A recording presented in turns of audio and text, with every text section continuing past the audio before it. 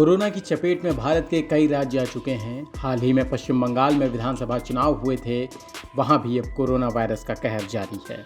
वहीं इसी बीच पश्चिम बंगाल की मुख्यमंत्री और तृणमूल कांग्रेस की प्रमुख ममता बनर्जी के छोटे भाई असीम बनर्जी का आज अस्पताल में कोरोना के चलते निधन हो गया।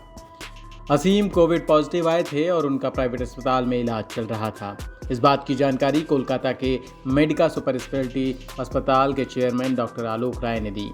उन्होंने बताया कि ममता बनर्जी के छोटे भाई असीम बनर्जी का अस्पताल में इलाज चल रहा था। शनिवार को सुबह उन्होंने आखिरी सांस ली। आपको बता दें कि बंगाल में कोरोना का संक्रमण बहुत तेजी से फैल रहा है। हर दिन रिकॉर्ड स्तर पर नए मामले दर्ज किए जा रहे हैं और 100 से ज़्यादा लोगों की मौत भी हो रही है।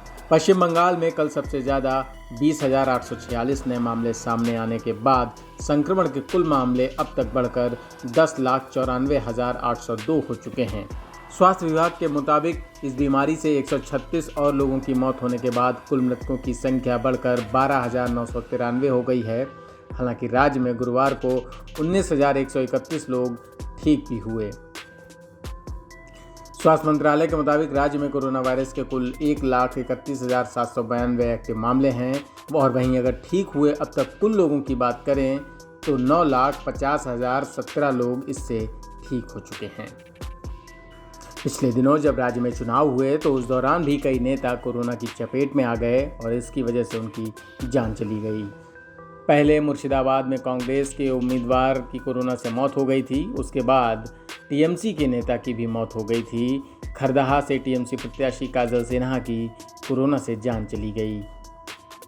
टीएमसी उम्मीदवार के निधन पर ममता बनर्जी ने दुख भी प्रकट किया था। ममता बनर्जी ने ट्वीट कर लिखा था, कोविड की वजह से काजल सिन्हा की मौत के समाचार से बहुत उदास और स्तब्ध हूँ। जनता की सेवा के लिए उनका जीवन समर्पित था। चुनाव प्रचार अभियान में उन्होंने जमकर पसीना बहाया था। मेरी संवेदना उनके परिवार के प्रति है। ईश्वर परिजनों को दुख की घड़ी सहन करने की शक्ति प्रदान करें। वहीं चुनाव के बाद से कोरोना के मामलों में लगातार बढ़ोतरी आ रही है।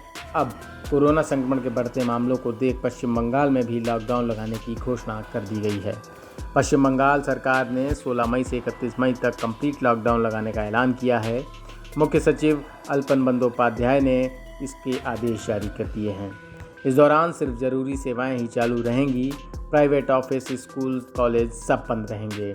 फल, सब्जी और राशन की दुकानें भी सुबह 7 बजे से 10 बजे तक ही खुली रहेंगी। News room post, Delhi.